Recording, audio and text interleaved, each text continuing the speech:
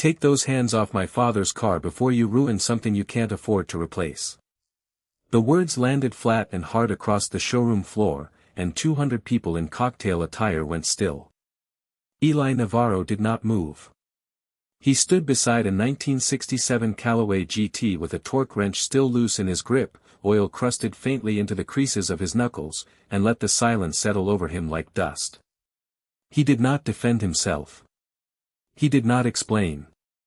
He simply set the wrench down on a folded shop towel, closed the hood with 2 fingers, and stepped back.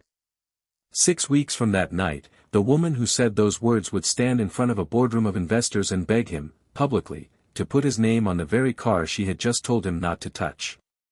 Stay with me to the end for that moment. Subscribe, because this story only gets heavier from here. 9 months earlier, Eli Navarro's life ran on a schedule so quiet it barely made a sound. Up at 5:40. Coffee poured into the same chipped blue mug his late wife had bought at a flea market 11 years ago. A 10-minute drive to Callaway Motorworks, the last of the old money restoration shops still standing on the industrial side of town, where he had worked for 16 years restoring engines that most modern mechanics wouldn't recognize. His daughter, Mia, was 9. She had her mother's habit of asking questions that landed harder than they should have. That morning, packing her lunch into a paper bag stamped with a faded superhero logo, she asked him if people at his work liked him. "Some do," Eli said. "Do you like them?" He thought about it honestly, the way he thought about most things. "Most of them I don't know well enough to say." Mia considered this with the seriousness only a 9-year-old can manage over a peanut butter sandwich. "That's sad." "It's just quiet," Eli said. "Quiet isn't sad." He believed that, mostly. He had believed it since Renee died 4 years earlier, since the house went silent in a way it had never been silent before, since he'd rebuilt his life the same patient way he rebuilt a stalled engine, one part at a time, never rushing, never skipping the step that mattered because it was inconvenient. At Callaway Motorworks, Eli was known less as a mechanic than as an instrument. He didn't just fix engines. He listened to them the way a doctor listens to a chest, diagnosing failure points other technicians missed entirely. The shop's founder, Walter Callaway, had hired him at 24 with a single sentence: "I don't need someone who knows cars. I need someone who respects them." For 12 years, Walter had trusted Eli with restorations worth more than most houses. He'd trusted him with things that had nothing to do with cars at all: quiet loans covered without paperwork when Renee got sick, an unspoken understanding that Eli's daughter could do her homework in the back office on the days childcare fell through. Walter Callaway had died 14 months ago. Heart failure, sudden, in his sleep. The company passed to his only child, a woman most of the staff had met maybe 4 times in a decade, Vivian Callaway, 31, raised on 2 continents and a business degree, who had spent her 20s building a fashion logistics startup in New York rather than setting foot in her father's garage. She came home to run a company she had never wanted, grieving a father she'd barely known as an adult, surrounded by employees who called her by her first name like she was still the teenager who used to hide from birthday parties in the parts closet. Grief did strange things to judgment. It made people reach for control in places where control didn't actually help. The unfair order came on a Tuesday, 11 weeks into Vivian's tenure. She called an all-staff meeting and announced, without consulting the restoration floor, that Callaway Motorworks would begin using refurbished aftermarket parts on its flagship restorations, including the '67 GT that had belonged to her father personally, the car Walter had spent the last 3 years of his life restoring by hand, piece by piece, mostly with Eli beside him. The decision had been recommended by the company's COO, a smooth, unbothered man named Preston Marsh, who had run operations under Walter for 9 years and now ran them, functionally, under no one. Preston framed the switch as a cost-saving measure ahead of a private equity valuation. What he did not mention, what only the invoices buried 3 folders deep in the accounting system would have shown, was that the refurbished parts were being sourced through a supplier Preston partially owned, at a markup that quietly drained 6 figures a year out of a company already stretched thin from probate costs. Eli read the memo twice, standing in the break room with his coffee going cold. He didn't need 6 figures of forensic accounting to know something was wrong. He knew the weight of a real Callaway crankshaft in his palm, and he already handled 2 of the refurbished replacements Preston had shipped in for testing. They were lighter. Cheaper alloy. The kind of part that would run fine for 18 months and then fail in a way that could kill someone doing 70 on a highway. His first act of defiance was small enough that almost no one noticed it happen. Eli didn't argue in the meeting. He didn't email HR. He simply drove 11 minutes across town that evening, after his shift, to the independent parts supplier Walter had used for 30 years, and paid for 4 caliper assemblies with $1,400 of his own money that was supposed to go toward Mia's dental work in the spring. He installed them himself, off the clock, and logged the replacement in the shop's paper maintenance binder under his own initials, the old-fashioned way Walter had always insisted on, the way that couldn't quietly disappear from a digital file. He never told anyone he'd done it. He simply did the work the way he believed it should be done, and let the truth sit there, waiting, the way it always had for him. The humiliation came 3 weeks later, at the company's 50th anniversary gala, the event meant to celebrate Walter Callaway's legacy in front of investors, longtime clients, and the local press. Vivian, still learning to wear authority like a coat that didn't yet fit, had asked Eli to have her father's GT gleaming and staged in the center of the showroom for photographs. He had. He'd spent 4 nights on it, off the clock, until the paint held the amber Gala lighting like something alive. Vivian found him at 7:52 p.m., hood open, doing one final check of the caliper assemblies he had quietly installed himself weeks earlier, assemblies that, to an untrained eye reading Preston's supply chain reports, looked like unauthorized deviations from procurement policy.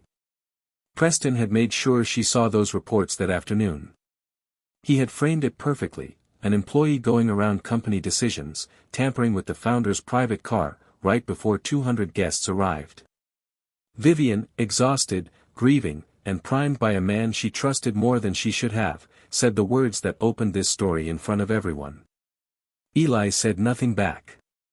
He simply closed the hood, folded his shop towel, and walked to the far side of the room, where he stood near the catering table with his hands in his pockets and let 200 well-dressed strangers glance at him the way people glance at something they've already decided isn't worth their attention.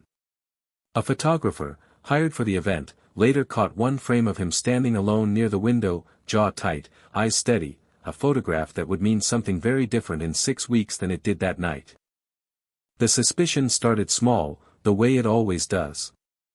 2 nights after the gala, Vivian stayed late reviewing the quarter's procurement invoices for the private equity walkthrough, and something in the numbers refused to sit still in her mind.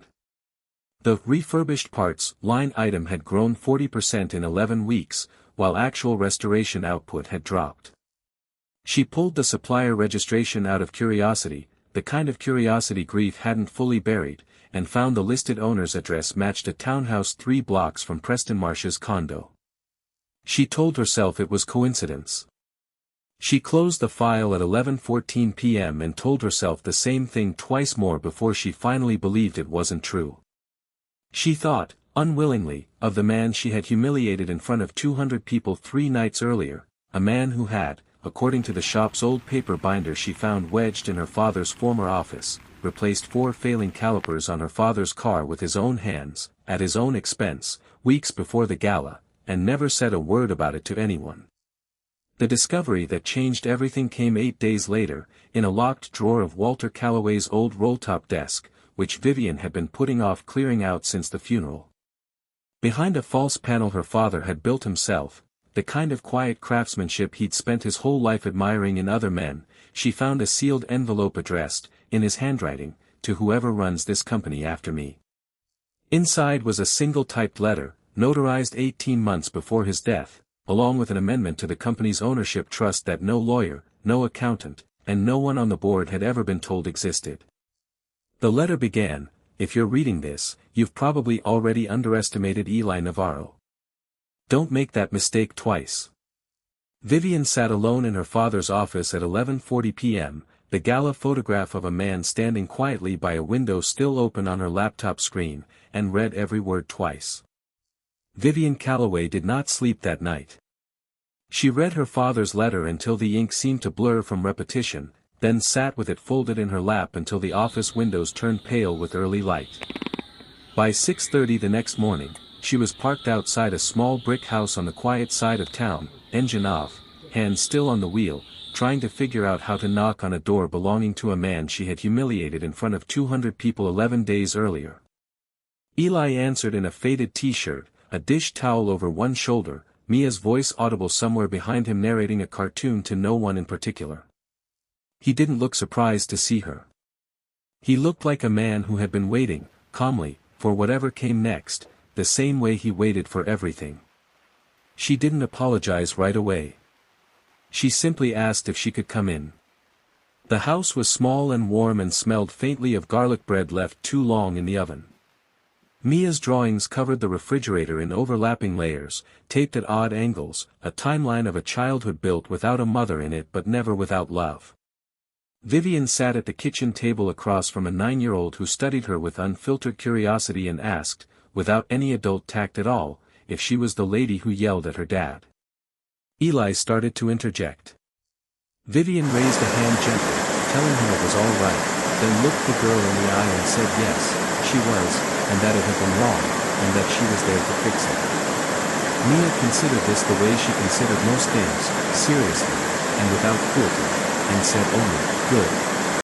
He doesn't yell back. Somebody should stand up for him. Something in Vivian's chest cracked open at that, quiet and total, the way grief sometimes does when it finally finds the right door. She looked around the small kitchen, the mismatched chairs, the drawing of a car taped crookedly above the sink, the domestic order Eli had built alone out of loss, and understood, for the first time since her father's funeral, what her father had meant when he wrote that some people build things worth more than money and never ask anyone to notice. Preston Marsh noticed the visit within 2 days.